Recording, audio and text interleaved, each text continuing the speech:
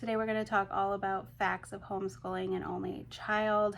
This is in collaboration with Jessica over at the Waldock Way. I am sure everyone has heard of this awesome lady by now, but if you haven't, I will have her channel linked down below. She is also a homeschool mom to an only child, so go check out her video and her channel and all the fun things that she has over at the Waldock Way. So let's just get into it.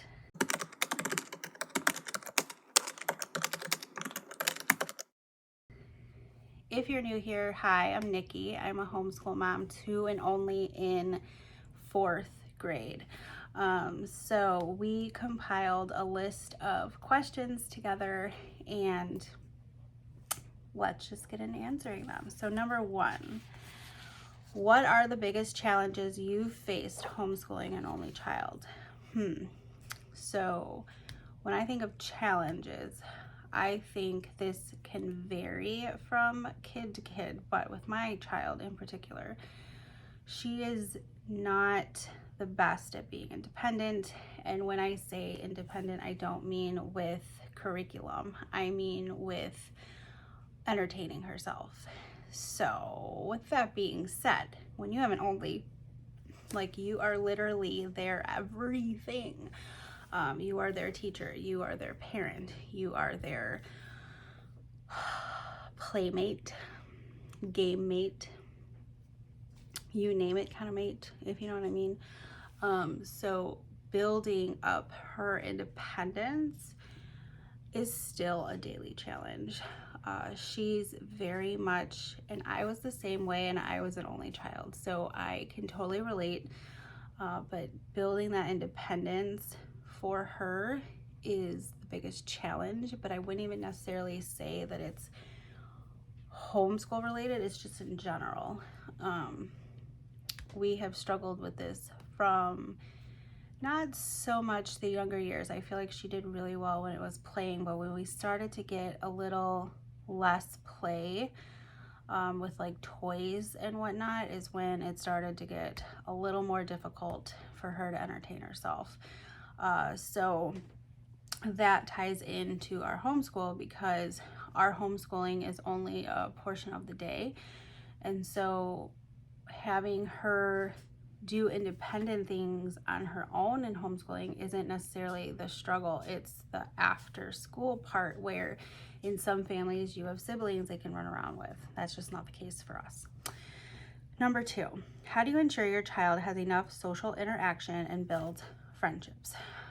For me, it's definitely getting out. We have to get out of the house. We have tried co-ops. We have utilized things like OutSchool. She is currently in a graphic novel book club, and that is giving her the ability to speak with other kids around her age group. And we're at co-op, so she's constantly, we're in homeschool groups, we're constantly doing meetups and stuff like that, so she gets a ton of social interaction. And I feel like as an only, it's almost the opposite, because I feel like she gets everybody's interaction. Like, she has mine, she has my husband's, like she has everyone's full attention. And so I feel like there's never any of that wonder if she's getting enough, you know. Number 3, how do you handle boredom? Like, we can't just say, go play with your sibling. So I kind of touched on this as being our biggest challenge. And what I have found is I have to put it in front of her and lay it out. We can't be doing no guessing game. If I have things that I want her to do, like a game or a book, I'm literally putting it on the table. I'm putting it in front of her face to give her the opportunity to grab it. Because if it's just laying on a shelf or buried somewhere, she's never gonna just go look for it to dig it out. So having things readily available to her has been a big benefit for me.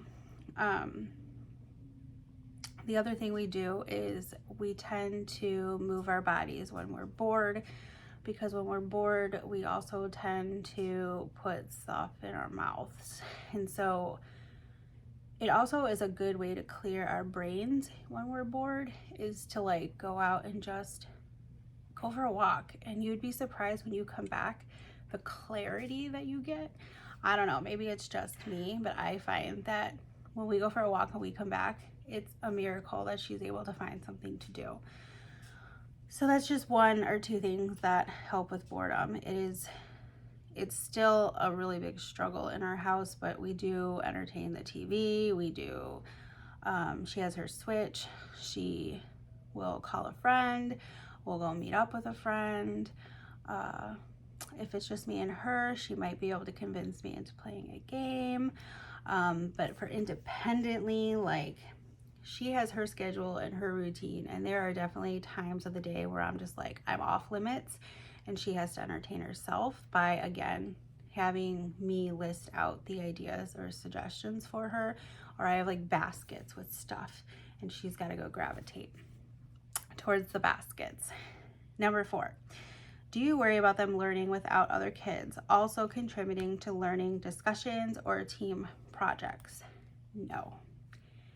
And I only can say that because we are essentially having the opportunity to have that one-on-one connection all the time. She is learning a lot of different ways to have the focus to be able to handle some of these projects. And also, you know, I'm there working with her on some of this stuff. So it is still like a team on some things. I'm not saying it's like a group of people, right? And sometimes you work together in groups, which she has done at the library. We have done at other homeschool type activities, and we're constantly with friends who have siblings, and they're always working on something, doing a craft or something fun. At co-op, they have to work together on these project-based opportunities. And so I think she has a lot of opportunity to work together in groups or with a team. It's also beneficial to join a sport. Sport is great teammanship. Is that a word? It is late when I'm filming this right now, so I apologize. My brain is a little fried, but working together as a team on a sport is one of the best ways, I think, that kids can work together. Number 5, how do you handle teaching subjects or come across projects that require group work or wider discussion? There are always going to be a lot of people who talk about like family subjects, like throwing in unit studies and doing things as like a family, or you know, just in like a group setting. And because it is just us, sometimes I'll throw in the family outside of our house, or sometimes I'll include a friend. But a lot of the times, like, I still think these things are able to do just me and her one-on-one. They don't have to be done as like family subject. I think that it just got labeled that way for like promotional purposes, that you're able to do it as a family because you can have things in multiple age ranges and stuff like that. Whereas I just select the age range she is in some of these, and we just do it together. Number 6, are you jealous of family time subjects you see in bigger families? Yes and no. I've never intended to just have an only child. I desperately wanted a lot of children, and that just didn't end up being the case for us. And so I will still to this day get a little, I don't even want to say jealous is the right word, but I'll be envious sometimes that they have the siblings that they can, you know, go run outside with and play at any time together, or just even bicker with, like, as silly as that sounds. I do really envy the bigger families at times, but then I do really cherish our one-on-one, and I can't really imagine how it would be with another sibling and how that dynamic would look. So there are definitely positives to both sides, but I wouldn't say jealous is the right word, but I'm definitely envious at some times, because it can be easy to just throw them out the door, you know, and let them go play in the mud together. That is not necessarily an easy task for her to do independently. If I'm just like, go outside and play, get your chalk out, like, she's not the kid that's going to do that by herself. So there's a balance, right? Number 7, what advice would you give to other parents considering homeschooling their only child? Do it. Just do it. The bond that we share is unbreakable. Now, we can get, you know, a little too close at times, and we can definitely bump heads at times. And but that bond is something that's one of the main reasons I chose to homeschool, is I really wanted that between me and my kid. And if this was the only child that I was going to have, I truly wanted to enjoy her for as long as possible. And we obviously reevaluate this on a year-to-year basis. If she ever wants to go to school, try school, whatever, which we just had that conversation, and she was a definite no. So she's like, I love homeschool. And I'm like, oh, that's just what I needed to hear. But we have so many advantages. We can pick up and go anytime we want. I don't have to worry about another sibling that I have to pay for, or I have to wait for, or maybe there's a nap involved or anything like that. Like, it is just me and her. It is like living my life with my little best friend. And of course, it's just fun. Like, we can do whatever we want, and I feel like it gives us so much more freedom. I think that you have to decide how you are as a parent, how your kid is, if it will really benefit you both, as I do truly believe that it has to be for the both of you. You have to want it as bad as they have to want it, and you have to be willing to work together and have patience and figure it out. Like, it's not easy. This is not an easy job by no means. Like, your children's education is in your hands. So definitely not easy, but totally worth it. I would never ever go back and retake these years. Never. Like, even through the challenges and the struggles, because you are going to have those struggles. These are not perfect days over here. They are not perfectly clean, picture perfect-esque days, or some days we just say, nope, not happening today, and we move along. But yeah, I just say do it. I think that's the best advice I can give. Don't hesitate. Your kid is going to be socialized. You have to step out of your comfort zone. You have to do things. You have to make it fun, and you have to think out of the box, and you have to participate and find your community. Number 8, have you found any resources or communities specifically helpful for homeschooling your only child? Yes, OutSchool, 1000%.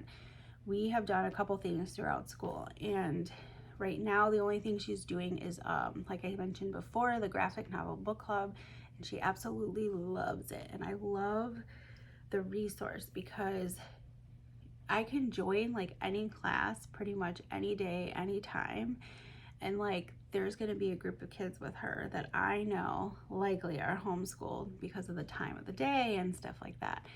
And so it's just been really a great tool for us to utilize.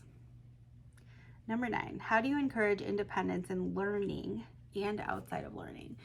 So for learning, she has actually came to me and said, hey mom, I want to start doing some things on my own. And that was great. That was like last year maybe, or even somewhat back into 2nd grade. But that's how it started. And I know that I can depend and trust on her to do those things independently. So she'll have some things like spelling, or a spelling workbook, or a reading assignment, stuff like that, that I know she has to do every day, and that she's in the routine to do that every day. And she does it well. It's not a problem. So that it was helpful that she asked for it. But I think as your kid gets older, they're gonna want to be a little bit more independent. We also have chosen a independent curriculum for this year. So she completely goes through a curriculum, and it reads child-led. Like, it is let me rephrase that. She can read the curriculum on her level. It's directed to the child. So I don't have to participate, and she is doing great. So that really was helpful for her to gain some independence. And outside of that, I mean, I'm still on the struggle bus. So if you have suggestions for me, I try to push, I try to nudge, I try to do specific things that I know that she's going to do well at, or join something that I know she's going to really love to do. If we're at the library, I'll be like, oh, that looks like a really cool class, you should do it. And most of the time she'll agree, but it's harder when it's the things that she's not so quite sure about and might cause some anxiety. But I'm still kind of trying to figure the outside of learning independence out. So when you don't have a very independent person, and I was this way too, I would love to know your suggestions as well. So leave them down in the comments. Last question. What's the very best part about homeschooling and only? The bond. I can't tell you how nice it is to sit this one-on-one and we knock out our school and we're done. I don't have to wait to school another kid. I don't have to have one on one page and one on the other and have that struggle. I love our one-on-one time. I love that we're learning together, and everything that I'm asking of her, I know how to do myself. I know we're not going to be able to replace this bond. I think it's going to be one of the highlights of her entire life, to look back on and see all the trips we took and the experiences that we had, and truly have those memories and hope that they are the less traumatic ones ever, and there's no worries of this bullying and peer pressure when she's just with me. And so it's this nice, safe environment for her, and it's just one of the best things that we ever decided to do, and I wouldn't look back. There are times where I'm like, oh, I don't know, is this working? And I always come back to, yeah, it is. Because it's not about what we're doing in a curriculum book. It is about how we are as a family and the bond we have as mother and daughter, that will last a lifetime. So thanks so much for Jessica for hosting and collabing with me on this awesome collaboration. So go check out her channel. I will have it linked down below. And yeah, I will see you in my next video. Do make sure that you are subscribed.